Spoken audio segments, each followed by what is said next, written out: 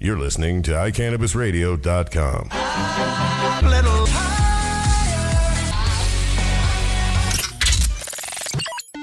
Hi, you're listening to my mom, Georgia Edson, on iCannabisRadio.com. Hi, welcome. It is Monday, June 24th, which is unbelievable. And you're listening to iCannabis Radio. My name is Georgia, and we have a fun freaking show ahead of us tonight. All sorts of people in-house, too. That's cool. I know. I love that. I love that when iCannabis Radio is rocking. We have Rob Hunt with us, who, among other things, is the Executive Director of Coalition for Responsible Patient Care. But he's here tonight to talk about, we're going to give a little teaser, about publicly traded companies in the medical marijuana world and how that happens for folks and how people, kind of the changing climate of business in the marijuana world. And then later on, we are going to talk with the owners and founders of Chronic All Stars, a marijuana-related clothing company, and they are so cool and so hip, and I'm really excited to have them on the show. And speaking of cool and hip, Sam's in the audience. How did you know I was going to say that? Sam, of course, is here, and so is Chris. Hi, guys. Thank you so much for being here tonight. And we are going to start off with my favorite guest, no offense or anything, Rob, but Warren Edson, who is an attorney here in Denver, Colorado. He's also flew home already. He is also the father of my son. So welcome, Warren. You are. Okay, I'm going to behave. But anyway, yeah, I am. Yeah. No, I mean, anyway. there's anyone who has met our son, there's proof I know positive. You're like shifting towards entertainment and all that, but I actually have like news we need to tell people. We do have some interesting news. So what happened today with Denver City Council's sub-council meeting to talk about 64. Because that actually was because they kept bridging the gap and getting to patient stuff. And when they got to something Charlie Brown didn't like, he'd remind them it was a 64 subcommittee. But before we get to what happened today, basically for listeners, Denver's going to make their own municipal rules, and they'll be the first. They're obviously the largest city in Colorado, but they'll probably be the first city to hammer through some municipal rules that relate to recreational sales, growing, and other types of production. So they'll be the first. They're waiting for the state to finish their rules that should be released by the 1st of July, which is, a week away. But we found some stuff out today, mainly that Denver said that they have to finish the tax part of their rules by the end of August because they have to be Tabor compliant and the notice requirements. But the other rules, they said, might carry over into September, including how much it costs. The state rules? Yeah, no, the city rules. The city rules, sorry. The state rules have to be done by July 1st. So we'll get the micro rules from Med with 1M by July 1st, which is, again, next week. So we should be able to talk about those next Monday night. That's fantastic. Are they going to get any real people to be involved in those rulemaking, or they're doing this all internally? Well, they have you can apply now. I mean, it's just whether or not Ms. Harris decides to But if they have to have them actually done have by the next meetings. week. Well, no, that's the state. No, the state already said screw it. I mean, Got it. yeah. No, sorry, I got confused. The state actually is taking a new panel to do medicinal rules over again. Great. But that's a different story. So anyway, Denver met a couple weeks ago, released their preliminary rules, which talked about needing all your licensing done by October 1st, 2013. Denver business owners, be you a grow owner, a retail owner, a combination of, or a MIP, that has to be done by October 1st, 2013 if this goes through, or else you won't be able to convert over to be a recreational So business. say that again, because this is October 1st, 2013, because I'm not going to go over it again today because I went over it like 57 times before, but they went over it again today. And, I think businesses are going to be a little surprised because there was such a lackadaisical open business when you fill out an application. They talk about 40 to 50% of the current grows not having an occupational license. And that a third to a fifth of those are not rescuable in the next an OPC, not 4 an or 5 occupational months. license, an OPC. No, an optional premises. No, plant husbandry use permit for their building, which is an occupational. Oh, right, occupy as opposed to occupation. Yes. Anyway, all the licensing has to be done. They not only have to be done with that crap, okay, the CO, right? Certificate of occupancy. But they also have to be licensed. Now, my understanding is they don't have to have their license in their hot little hands, but Med has to have said, yes, we're printing one, and the city has to say yes. Which, if you had a license, you know that it doesn't take that long to pay. At the point in time that you're paying them money, they want to cash your check. And when they cash your check, within days, they send you a license. Well, that was something they emphasized a lot today. First of all, we saw this ridiculous presentation that you should, for an in-depth look, you should review the Tim Martin show, the JDR show this morning, because it's just like to the trough. Denver Health proposed a use for the taxes that we haven't yet approved, including hiring the main man himself. And by that I mean Dr. Christian Thurstone, the very doctor who has been talking about people injecting THC. How do you do that? Well, nobody knows yet, but that's where we're headed, remember. And then, but if you talk nasty about him, his wife attacks you. Ask Michael Roberts. But this proposed. That's not what happens with you and I, by the way. Yeah, she's like, I agree. He's such an asshole. When all these people say what an ass you are, I'm like, babe. We're not starting a Kickstart account for the station. We're starting one to get him an apartment to move out. No. But, anyway, year one, $59,000 would go towards Dr. Thurstone's salary, which is 30% of his salary, and $61,000 the year before, and then there'd be 5 licensed clinical social workers and an office person.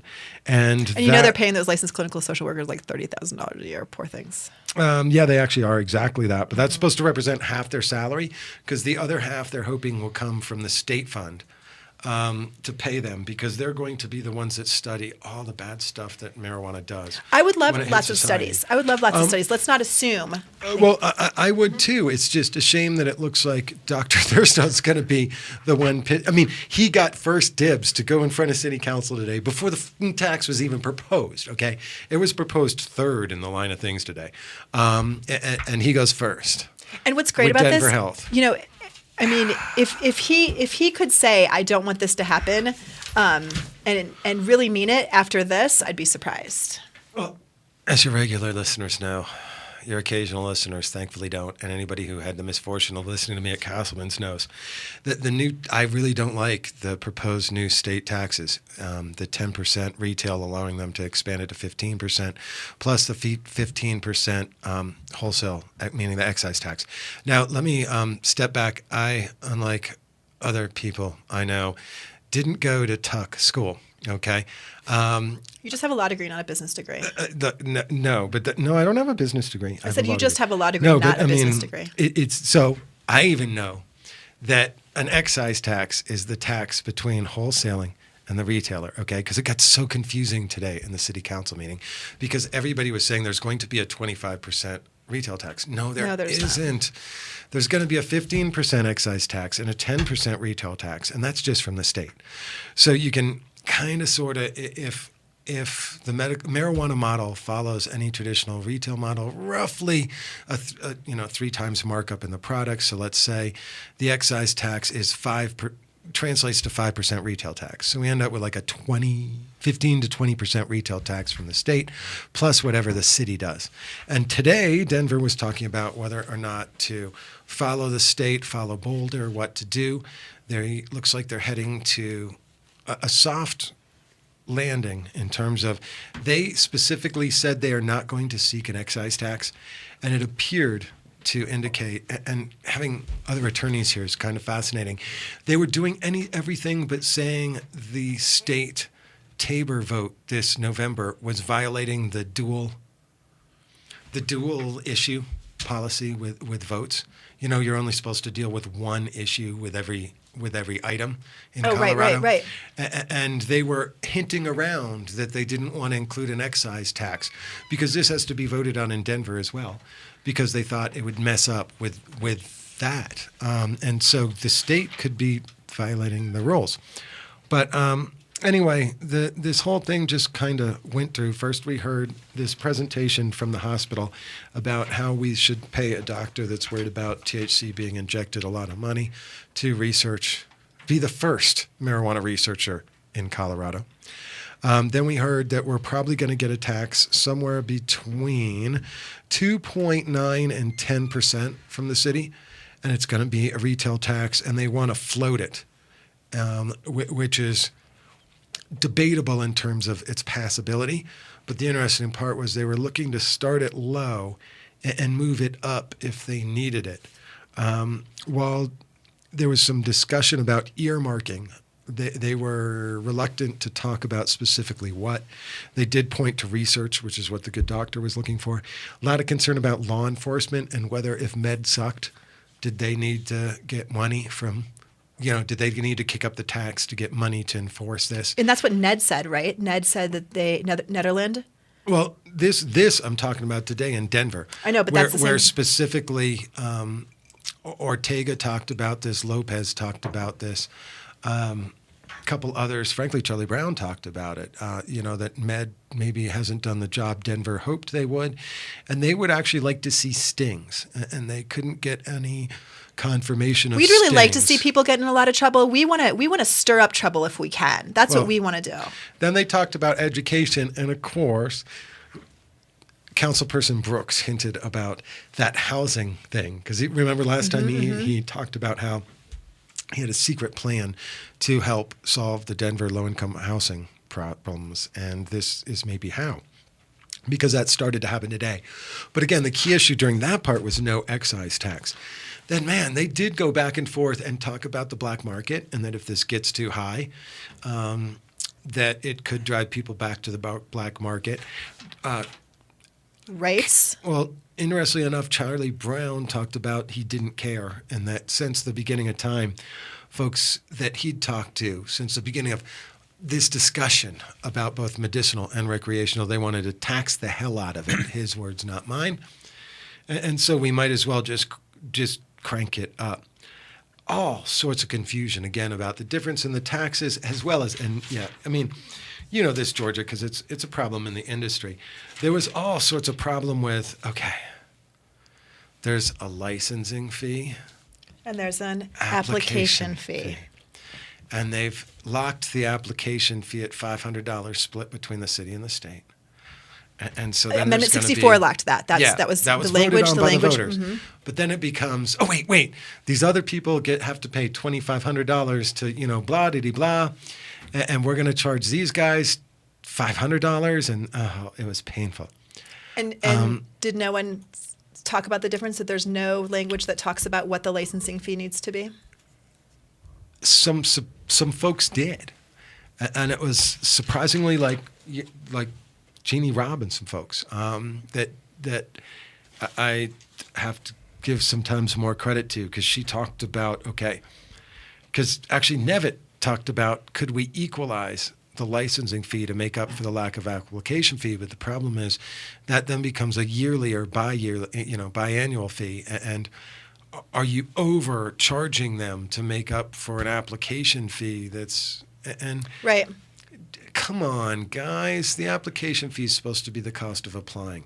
This wave of people that get that $500 discount are the folks that have already been approved through Med. This is lesser licensing, arguably, than Med. So if they fail this, then the city failed before, and so did Med. So it really should not be like a $500 application fee, and then a licensing fee of whatever it is. Whatever it costs to go through the application process. I mean, that's and that's where they could tag enforcement, because they could say, Sure. But we'll see. Scary part is they were talking about September. So no problem, I'm almost done. They aren't going to come up with these numbers from the city until September. And that means folks are going to have to make a business decision in all of 10 days, probably, because you have to apply October 1st. Right. And if you don't, you lose your footprint.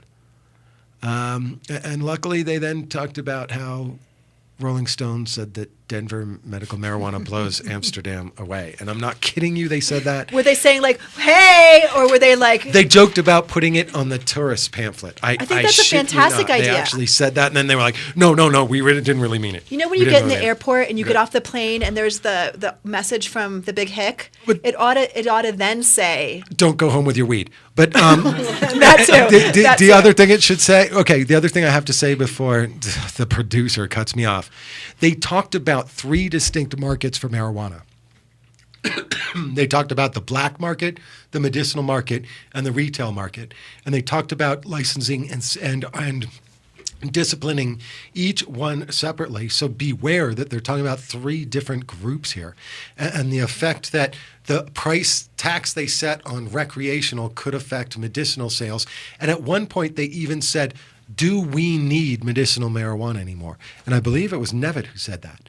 And like actually proposing and said, we've had discussions about getting rid of that license outright. So be aware that that's being discussed in the largest city in Colorado. Wow. Of course.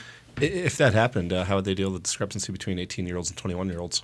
They wouldn't be able to Screw 'em. purchase. Yeah, screw them. So They can anyone- drive anyone to that's the a patient Springs that's or- But 18. they're Yeah. already doing that. They're already saying well- if you're gonna go dual. Well, then if you're you already want to go screwing 18 to dual 20-year-olds. licenses and have both the recreational and the medicinal, they're proposing that you can have virtual separation, meaning one room, one entry, one stockpile. You just keep track of it. If you don't let people under 21 in, you have to have physical separation. They're proposing if you're going to let medicinal under 21 in, meaning separate entry, separate bud bar room, separate waiting area, separate storage area, separate grow down through. Yeah, I've heard a lot of people are talking about just not allowing anyone between 18 and 21 in their facility, and they're saying they can go to a different medicinal facility. Unless you got 2 grows that you can have, because you're going to have your 18-year-old grow. Well, or anyone. Well, your medicinal grow your is going to have to be completely separate Right. from your recreational grow, like Right. old school style, like So- they got rid of a year and a half ago. Really quick before we take a break, did the city council subgroup say when they're going to meet again? Well, they meet pretty much every couple weeks. The more important thing was they're waiting for the state to actually get out the micro rolls, So- which allegedly come out by the 1st. And then they're going to work on the tax issue first because they have to have it done by the end of August. And then be concentrating on the rest of the Sure. rules. So it'll depend how quickly they agree on the tax issue. And you can watch it online, and Yep. you can watch the archived online too. Yep. Do you remember the web address? Well, it just Google Denver City Council, and you go and you can look. It's interesting when you click on agenda, it brings up all the sub documents, like the proposal we were looking So at. that's where you can get all the documents that we've been looking at today, yeah. and watch And the actual language for watch the the city proposed council tax, in action. and you can watch replays of it, skip through whatever you want to do. But it wasn't as entertaining as the last one, but it's worth checking out. By far my sexiest guest, Warren Edson. Thank you so much for being here. I appreciate it. You're listening to iCannabis Radio. My name's Georgia. We'll be right back. The law offices of Edson, Maton, and Matz provide criminal defense, medical marijuana defense, and advice about setting up and running medical marijuana centers, optional premises cultivation operations, and infused product manufacturing businesses throughout Colorado. With offices in Denver and Aspen, we can offer assistance throughout the entire state of Colorado. Give us a call at 303-831-8188. That's 303-831-8188. Or visit us online at warrenedson.com. Let's face it, rules and regulations are complicated, especially in the field of medical marijuana. Let Medical Marijuana 101 help you get through the compliance process. We can also explain to you your employment requirements, your employees, and your business. But our work doesn't stop there. Our experience in cultivation ranges from the design of grow rooms to the diagnosis and resolution of grow problems. Visit us at www.medicalmarijuana101.com or call 303-388-7706. That's 303-388-7706. Green Faith Ministry is for spiritual guidance, MMJ information, and networking combined with compassionate care on the way to enlightenment with all Green Faith sacraments. Green Faith provides charity assistance, including medical and food throughout the year. Contact them at greenfaithministry.com. Welcome back. I'm Georgia. You're listening to iCannabis Radio, and we have my friend Rob Hunt in the studio today.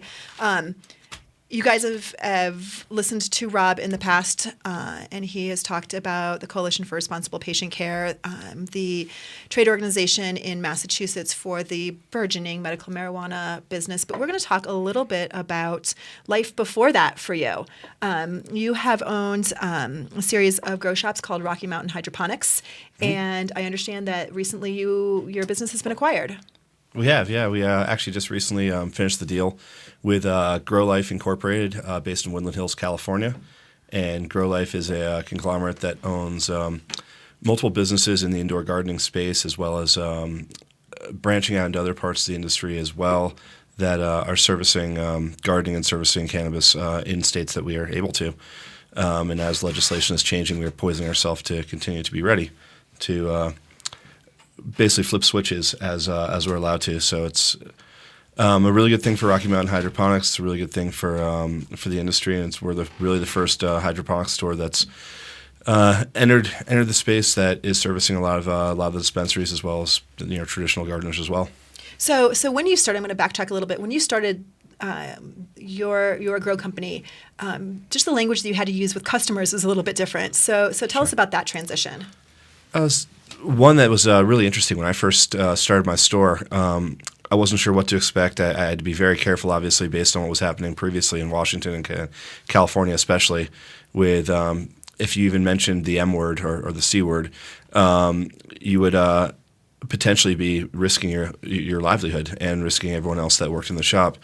A lot of people were getting raided for someone would leave the shop, and as they were leaving, even after the purchase was over, they'd say, "Oh, we're going to blow it up in our basement and grow a bunch of cannabis." And if you didn't stop the transaction at that point and bring it back in, potentially you were looking at law enforcement issues. So at the time, the name of the game was all about plausible deniability and never saying anything that would suggest that you were selling to anyone that was using or growing cannabis. But as the medical industry changed, the attitude, especially in Colorado and now in Washington and somewhat now a little bit in California as well, has been one where, when I first opened my shops, guys would come into me and say, "You're kidding me." They'd open up a Department of Revenue notebook, and they'd open up Secretary of State paperwork and architect's drawings, and this is how much power we're pulling from the pole. And I finally started realizing that it wasn't just my company that was servicing this industry. It was Home Depot. It was the power company. It was regulated. The state government was as much complicit. Exactly. Mm-hmm. So at that point, my mentality slowly evolved from being one of plausible deniability to one of affirmative defense. And it's I sold him, and it took a little while as a transition. And as I opened new stores, I mean, we're not a plant-specific store, either at Evergreen Garden Center or at Rocky Mountain Hydroponics, but we do service people that are in the medical industry. And in Maine, it took a while, and now we're comfortable talking about specific plants when it is someone that can prove to us beyond a shadow of a doubt that they're licensed and able to do what they're doing without risking prosecution themselves in the state, not by the feds, but in the state. And as different states have evolved how they feel, we've evolved what we can talk about. A year and a half ago in Massachusetts, we didn't say anything until after November, and even then, when people have come in, until we actually have the first dispensaries open, we'll talk to them about what the law is. But if they start talking about growing cannabis, we still have to say, now you're crossing a line we're not comfortable. But if you actually wanted to discuss what we think the law is doing and where it's going and what our thoughts are and what you can do to get involved, all of my guys are trained to discuss that with you. And so that's a whole nother layer of training for your staff. Not only do they have to be really knowledgeable about the products and those kinds of things, but they have to have that extra layer of knowledge about the legality. Yeah, it's a filter they have to have. Mm-hmm. And on top of the filter, it's also knowledge of the law. Which means I need to be very knowledgeable on what the law is in each one of the states that we're opened in, so I can say, this is what's happening. We're about to open a stop in New Hampshire on Wednesday, and that should coincide with the same day that New Hampshire law changes. Mm-hmm. And it wasn't 100% by design, but it's rather. Of course, it was. It wasn't. I was actually blown away. We were planning on opening this week, and then when we found out that Wednesday is the day that the law is changing, it just makes us feel more comfortable because there's still a stigma to hydroponics, even though we look at hydroponics as how food production in the world is going to change. It still has a stigma of being, oh, it's only for one thing, until the guys at Epcot Center came out with the Tower Garden, and now all of a sudden every multi-level marketing soccer mom in the Northeast is selling you Tower Gardens. Right. So when you started this business, did you prime yourself to be acquired by a publicly traded company? Is that in your business plan, the end result, the end goal? It wasn't to be with a publicly traded company, but yeah, I mean, the goal of any business, the way I look at it, you've got one of four options. One, you go out of business. Two, you get acquired. Three, you go public. Or four, you limp along forever and you're tethered to this business that hopefully makes you enough money that you're comfortable with, but you're married to it. It's a marriage that you can't get out of. There's no divorce. So usually the end game for most people is either acquisition or it's going public, which isn't realistic for most businesses. So yeah, of those four options, acquisition was definitely the one, and acquisition was the one that hopefully the stronger the business that acquired us, the happier I was. And I think the marriage of what we have with the Grow Life team is one that's really symbiotic. They have a great footprint already, and we're able to complement it. And for us, honestly, that wasn't the end game. The end game is now what? How big can we build this vehicle? And right now we're looking at new acquisitions. We're looking at new states. We're looking at Michigan. We're looking at Ohio. We're looking at Nevada. We're looking at Arizona. Definitely Illinois right now. We're looking at New York being a forward-thinking statement. We're very hopeful that New York is going to make things more comfortable for stores like mine to open. And can we build those things that we have 40 or 50 different stores? We have our own white label products brands. We have a footprint then that's large enough and strong enough that as legislation hopefully continues to change in our favor, that we'll be an acquisition target to someone that's far bigger than we are.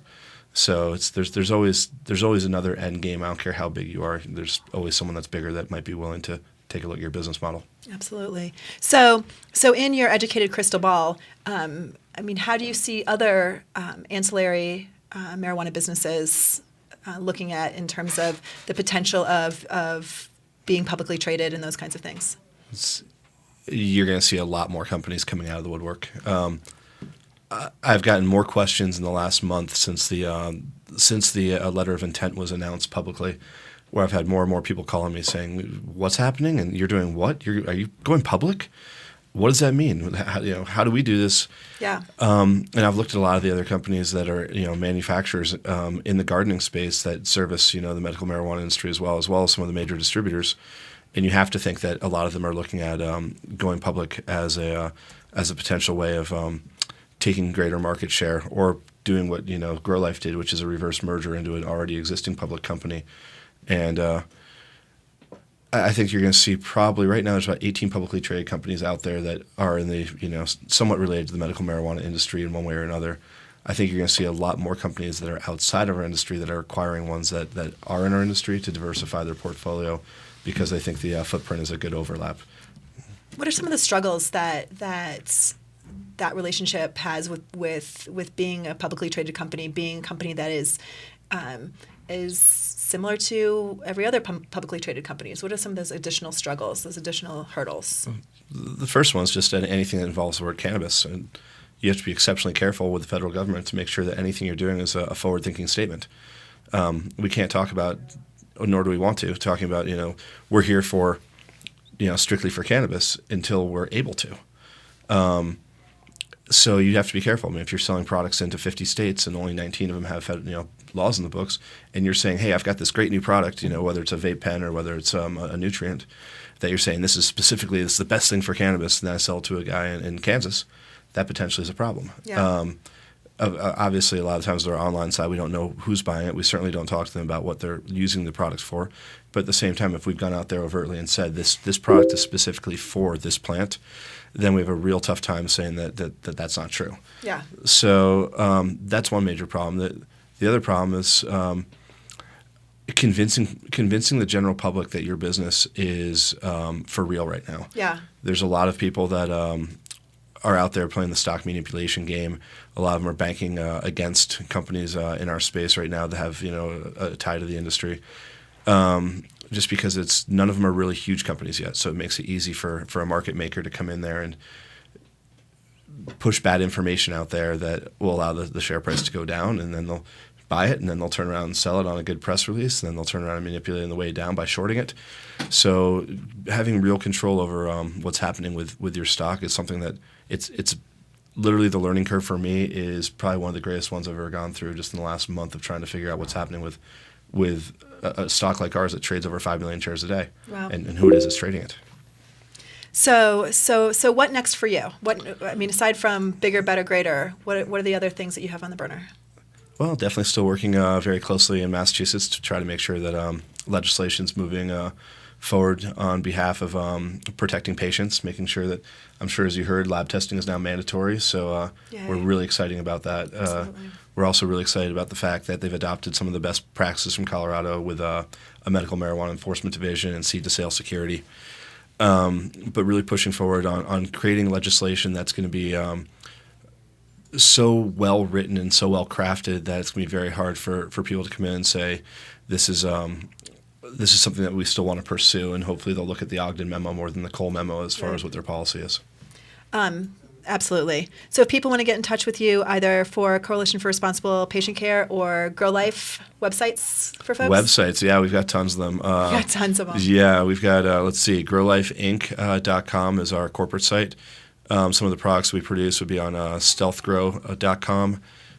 For online sales, we have Grenners.com, we have 58hydro.com. rmgardner.com is still a site that you can go to. crpc-ma.org is where you can go for information on what's happening in New England. I recommend our Facebook page even more than that. So if you look up Coalition for Responsible Patient Care on Facebook, we try to post at least 3 or 4 times a week on not only articles that are produced in the industry, but also what we think about them from a legal standpoint and what they mean to people that are wondering, well, what does this mean for me? So it's a great resource for New England. And we definitely have lots of news sites coming out as well. So if you go to Grow Life Inc., you'll definitely see a whole host of links that'll take you to other sites. So it's an exciting time. I'm really excited. Will you be on next time you're back in town? Of course. Can it be more than you're just on, and maybe we can grab a drink? Wow, George has invited me for a date after having the cutest guy in the studio, who's now left the studio. I kind of assumed it would be you and Warren and I, but yeah, okay. That was my assumption. I want to look in the camera and say, Warren, I will not have a drink with your wife unless you're joining us. But actually, he'll say that's not true because you and I have had drinks without him. Yeah, but I've called him. I've called first. I'm like, yeah, Warren, I don't call people's wives without checking with their husband first. So is it okay if I call your wife? Yeah, absolutely. I expect we're getting because we miss you. We miss you. I miss you as well. So hopefully we'll catch up on the East Coast one of these times too, or in California now that I'm tri-coastal. That's right. So. That's right. Well, Rob Hunt, thank you so much. It's always a pleasure. Congratulations. That's exciting. I love when our industry acts like, looks like, smells like every other business out there, and that's what we're aiming for. That's what we're looking at. We are getting so much closer, and there's so many people that are working really hard on the business side to legitimize everything. So if we can only fix 280E and fix the banking regs, yes, please. Then we're off to the races. That's fantastic. So, thanks, Georgia. So you're listening to iCannabis Radio. I'm Georgia, and we're going to take a quick break and be back with our friends from Chronic All Stars. Are you a runner? Are you a runner who supports marijuana legalization? Run on Grass is a group of athletes actively seeking to change our marijuana laws. We speak the truth about cannabis, bringing the message through our feet to new ears. Check out runongrass.com to find out more about us, our events, and how to join up or how to sponsor a runner. If you're in the Denver area, please join us for runs or start a group in your area. Running not your thing? Any sport can do it. On grass. Runongrass.com. Whether you are a commercial grower or cultivate as a hobby, No Dough Urban Garden Supply is Denver's first stop for your hydroponic grow needs. With a wide range of products including House and Garden, Botanicare, and Fox Farm, their knowledgeable staff can get you started on your first garden or help you with your well-established business. No Dough Urban Garden Supply is located in downtown Denver at 1330 27th Street, 4 blocks north of Coors Field near MMD of Colorado. They are open 6 days a week from 11 a.m. to 6 p.m. Call 303-296-3333 888-866-3424 or visit them on the web at www.nodourbangardensupply.com. The National Cannabis Industry Association would like to thank its members who represent the leading professional businesses in America's emerging legal cannabis market. NCIA is the only organization that has unified legitimate cannabis business across the nation to fight for real reform in Washington, D.C. For more information or to make your business a member, visit us online at thecannabisindustry.org. There's the pig. Hi, I'm Georgia, and you're listening to iCannabis Radio, and we are back. Thank you so much, Rob Hunt. So every once in a while in life, you kind of meet someone that's really, really interesting, and you start talking to them, and you're like, gosh, this person has so much going on in their life, and has so many interesting things. And when I met you, Linda, every time I talked to you, you had this different, exciting facet to you that I was like, never once did you surprise me. Never once did you say something that you are doing or interested in or whatever that I was like, oh, that doesn't fit for her. But your life is so amazing. And then the last time we talked, you told me about this fantastic clothing company that you guys have, and asked me to check it out on chronicallstars.com. And it's fantastic. It is so cool and so hip and so awesome. And I as a kind of middle-aged lady can totally relate to all the clothes, and I love it. How on earth did you guys start? And get the inspiration for your clothing line? Well, it actually started as a softball team. Nice. So, essentially, this was a softball team in Boulder, Beer League softball team that was named Chronic All-Stars. And cute, by the way. Very clever. It turned into, weed smoking softball league really instead, and it was taken to the next level by Mark especially and myself, because we started designing jerseys for the team and hats for the team and wanted to be as in your face as possible. Put together walk-up songs, weed smoking walk-up songs that were just absolutely absurd. And it just started as one of those things where we would be drinking at the bar, drawing logos and jersey ideas on beer cozies, and and then people would be like, "Oh, look, those jerseys are so cool," or "Can I buy one of those?" And it really took off from there. Yeah, we put in a lot of effort to be kind of the flashiest team around. So we have a bunch of different jerseys, and we wear a different one every week in different color combinations. So I work at this bar in Boulder, the 28th Street Tavern, and people would come in, and I would be wearing our uniforms or the hat. Yeah. And people would always ask, like Linda said, where can I get one of those? So we figured that we kind of had like a little mini community that could support us if we decided to really start doing it. Yeah, and we really fostered that community. I mean, we came up with taglines and slogans that we would say to each other, like Chronic for Life and Bleed Green and C4L being the shorthand of Chronic for Life. We created Twist Up, and we had like our own Chronic All-Star Gang signs, and and it just really took off from there. And one day, I was just like, why don't we trademark this? Yeah. Why don't we make this a real business? Linda came home with all the paperwork.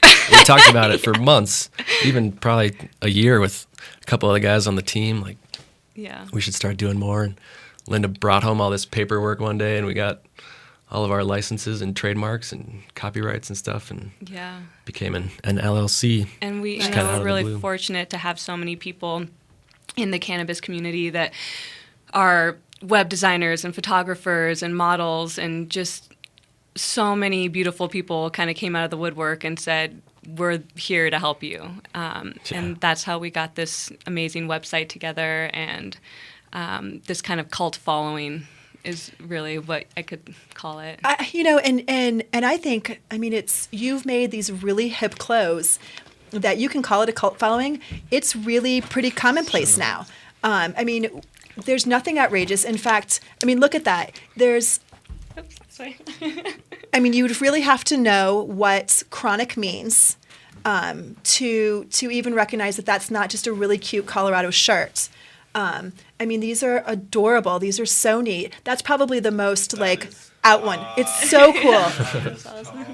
But what started it for me is you were wearing, can you pull up their website?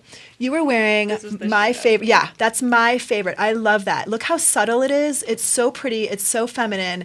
The roses and the leaves, I love that. In fact, I showed my husband, and it took him a minute, just like you and I talked about. It took him a minute to even realize that those were leaves, that they weren't just pieces of the rose.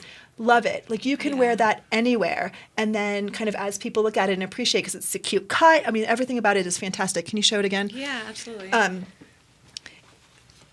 So let's go. Actually, can you go to the women's tab and go to that first tank top? Like, I don't know if you can see it. Because, we can see it much better if we can, that one. So it's so subtle and so cute and really feminine. It's a really hip. That's perfect. You can see the bottom, how it's a little bit flares at the bottom. It's super feminine. You were wearing it with a cute sort of tank under it. The model right now is I think she's wearing a bra, because I think in the other picture you can see that she's got a crisscross bra on the back. So lots of different ways to wear it, but it's just this really feminine, pretty shirt. And so it's not this like in your face, I'm a weed smoker and I want you to know it, God damn it. It's here's some really cute clothes and here is my style. And while you call it cult, I think that you're bringing cannabis clothing into a market beyond, just people who are already attracted to it, because your clothes are beautiful. Your logo, I mean, the twist up shorts are adorable. I could never in a million years. But they're adorable. They're adorable. I bet you would look awesome in the twist up shorts. You're nice to say that, and I'll love you forever. So the shirt you're wearing right now. Yes. Yeah. It's another one of our girls line. So we can see the arm. Can you show a little bit, Chris? Can you help her a little bit with? She can model it. Again, really hip, really cute, and pretty subtle. What you notice first is the gold and silver stars, and it's just pretty. And you could wear that to a restaurant, and someone wouldn't go, pot smoker girl, until after they talk to you a little bit, and then, kind of notice it. I mean, I love that about your clothing. It's just subtle. I mean, I love the shirt that you're wearing. Thanks. Love. Yeah. So I get people surprised all the time. Like, we'll be like, "Oh, I love that shirt," and then they'll be like, "Oh my God, are those pot leaves?" Yes, and I'm like, "Yes," and I get both reactions, like, "Oh," or "Awesome," Right? And it's fine either way. I love it. Yeah. Well, I mean, you said your idea was to be out there, was to be commonplace and not be afraid, and those kinds of things. And again, one of the things that we always talk about on the show is we like to show all the different faces of cannabis smokers and cannabis users and cannabis supporters. Yeah. Not everyone looks like a 1960s hippie, and there's nothing wrong with that. But there's so many different faces. And you two are two more faces that break those stereotypes and let people know that you can be business people and entrepreneurs and play softball and live in a neighborhood and walk your dog and all those kinds of things. And by the way, you also wear a shirt that has pot leaves on it. Yeah. Exactly. And both Mark and I are probably some of the most fitness oriented people that you'll meet. I mean, we both train very hard in our lives. So we kind of always get oh, you smoke weed? People don't always know how to compute. That's right. Or, oh, you started a business? Like, you actually... But you just have a website, right? And I'm like, no, it's a legitimate business. That's it. You own a clothing company. It's a clothing company. Yes. We're definitely doing it. That's kind of the hope that we have with, the more we can get these clothes out, the more people can see Chronic All-Stars and see regular people wearing this kind of clothing, the less outcast the whole marijuana community will be and more kind of mainstream. Exactly. Absolutely. All right, one more time. Can we go through the pieces, Chris, one by one? So these are boy shirts. These are boy shirts. We did a series of Colorado flags. Colorado, obviously, being at the forefront of the movement. I've been here for years, and it's just kind of our lifestyle. Super cute. Being in Colorado. Just there's a girl's tank of that too, right? Yeah. which is definitely one of our top sellers. So cute. So Yeah. cute. That's one of my faves. So we felt like we had to represent Colorado, and we also did this 303 shirt, which was actually a suggestion from somebody in the bar I work at. Yeah. He said, you have to do a 303 and make it purple like the Rockies. Nice. Yeah, a 5280. That's awesome. We have a lot of fans that will give us input on things that they want to wear, and we're always very receptive to that. And I have just a book full of designs that I will just go to town. Like, I'll just get so inspired randomly and just start drawing. And How do you get inspired? How do you get inspired? I'm pretty old-fashioned. I definitely am a joint smoker. And so that spurs your creativity. Absolutely. So No doubt. are you an artist first? Have you designed clothes before you started this clothing line? Have you done other art, or was this? I've always just loved. I've been an artist my entire life. Perfect. Whether it was drawing or sculpture.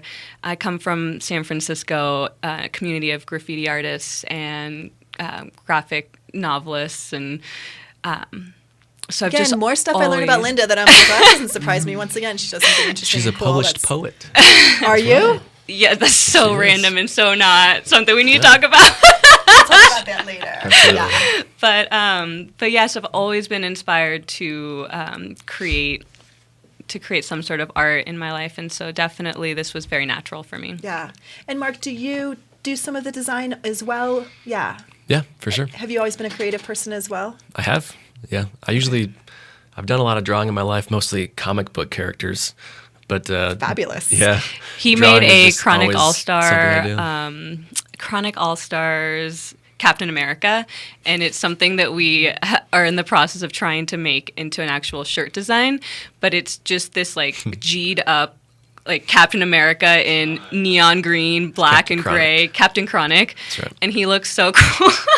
Oh my gosh. We really want to make our Captain Chronic Is he going to shirt go on for the you. website before you get a shirt done, or we're not going to be able to see him until there's a shirt? You can definitely, we can don't post know how we're something gonna for find him. We have a couple different art renditions of Captain Chronic that we should share. It'd be great. Yeah.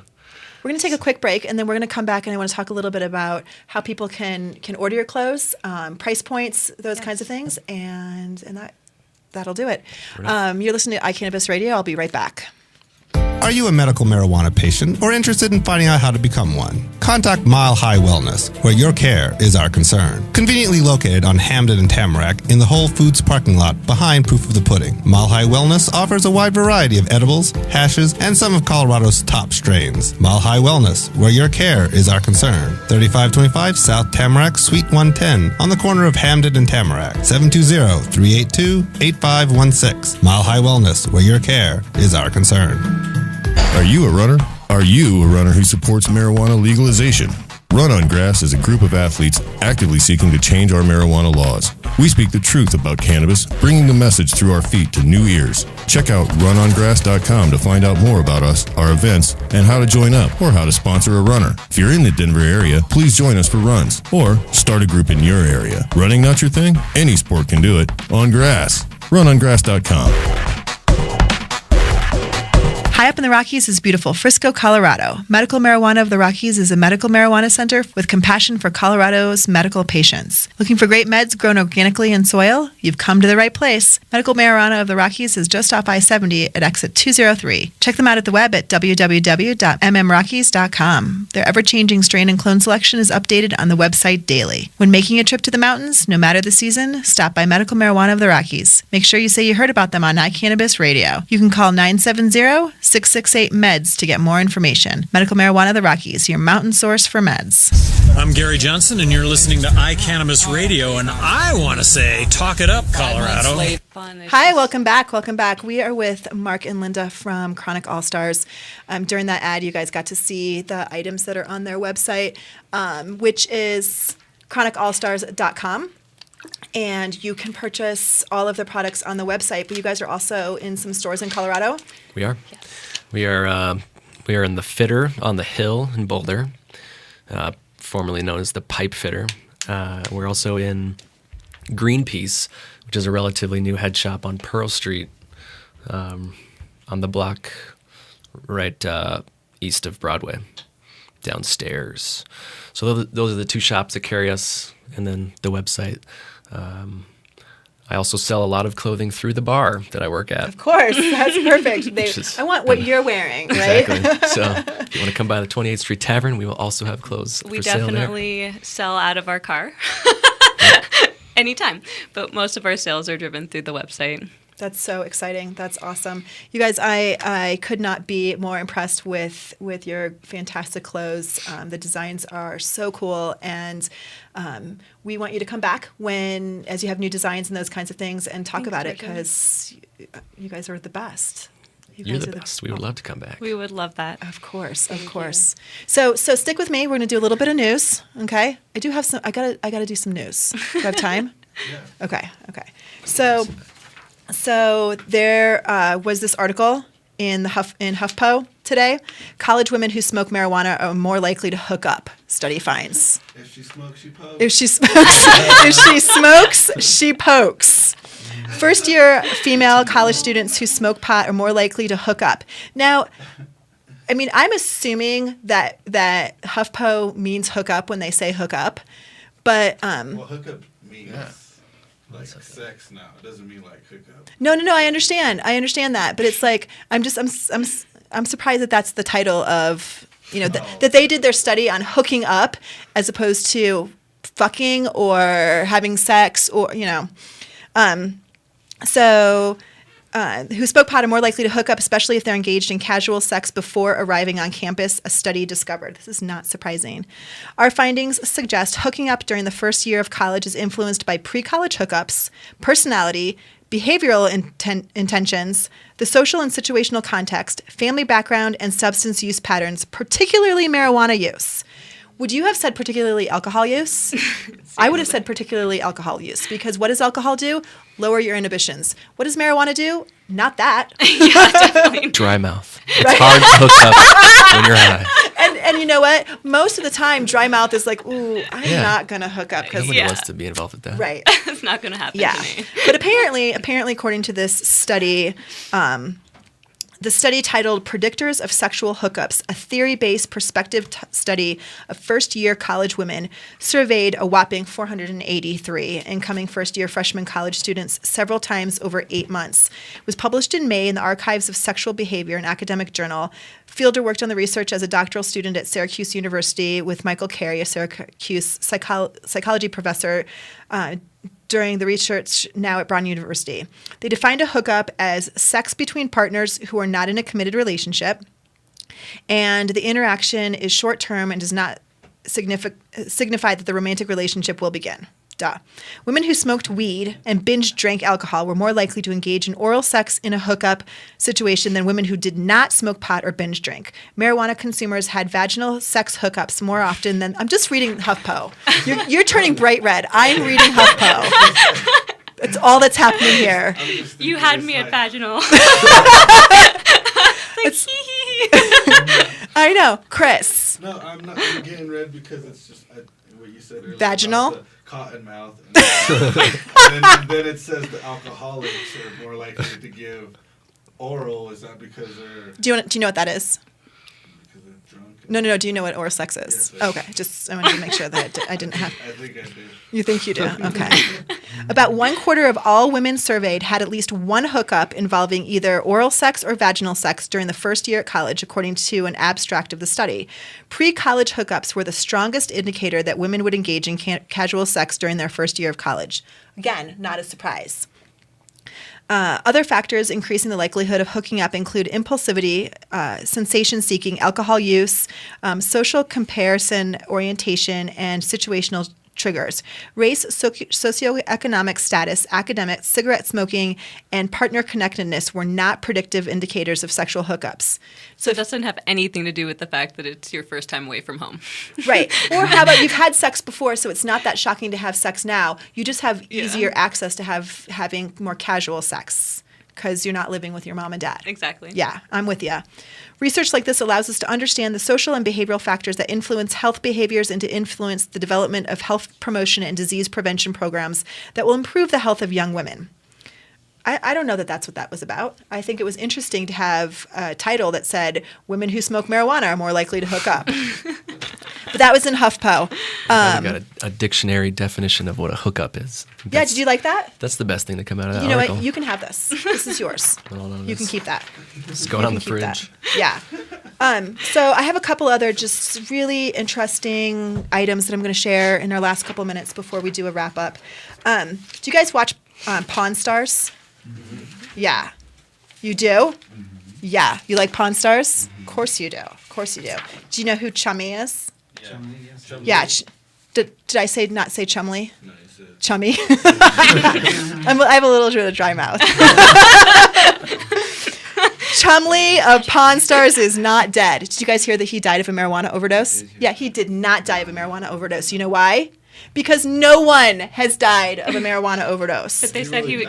No, he's not even dead, much less of a marijuana overdose. Chumley, real name Austin Russell, became the latest victim of an internet death hoax, and it fooled a few fans. Though the original Chumley of Pawn Stars is dead rumor came from a site that was pretty clearly a hoax, things took a life of their own, and it took a while for some fans to discover that Chumley is just fine. The original story came from Internet Chronicle and claimed that Big Hoss discovered Chumley dead Tuesday morning, supposedly of a marijuana overdose. Oh my God. Granted, many would or should realize that marijuana overdose is unlikely, if not impossible. That didn't stop Internet Chronicle from coming up with a scenario to try to make it feasible. Despite the rather unbelievable claims of how Chumley's death occurred, many took to social media to mourn his passing. Austin Russell Chumley took matters into his own hands via his Twitter page, and he posted a quick Vine video that shows him saying, "I'm alive," with the hashtags "not dead," Chumley, magic, how to selfie. Still smoking weed. Right. Hashtag. All the time. Right. And the fact that he had to do a Vine video as opposed to just wait until Instagram started doing video is just interesting in and of itself. Every celebrity handles these death hoaxes differently, but fans always seem to get a chuckle out of those who can acknowledge it and have a bit of fun with it, as Russell did. Luckily for Pawn Stars, Chumley is not dead, and his sense of humor is alive and well. I'm going to leave you guys with that really important news. So it's another great week on iCannabis Radio. I hope you guys didn't miss In the Lab this afternoon with Jennifer Murray. If you did, you can always catch them on the archived shows. But tomorrow, of course, Sexpot Radio from 6 to 8. Thursday, The Hemp Connoisseur from 4 to 5, and of course every day John Doe Radio from 9 to 11. I will be back next week, and it's July 1st. I'll be back. I'm having trouble with L's today. I'll be back next week. It's the first of the month. Oh my gosh, where the heck did June go? We'll talk about Denver rules. I want to talk about Rihanna next week. I feel the need. I might even talk about Justin Bieber. No. I won't. I'm just kidding. That won't happen. Thank our sponsors, Mile High Wellness, Nodo Urban Garden Supply, Cuffle, Collimore and Company, Edson, Mayton and Matts, Medical Marijuana, The Rockies, Medical Marijuana 101, and of course, Run on Grass. Thanks to my guests, the ever amazing Warren Edson, Rob Hunt, Linda and Mark from Chronic All Stars. Thank you so much. See you guys next week. Bye-bye.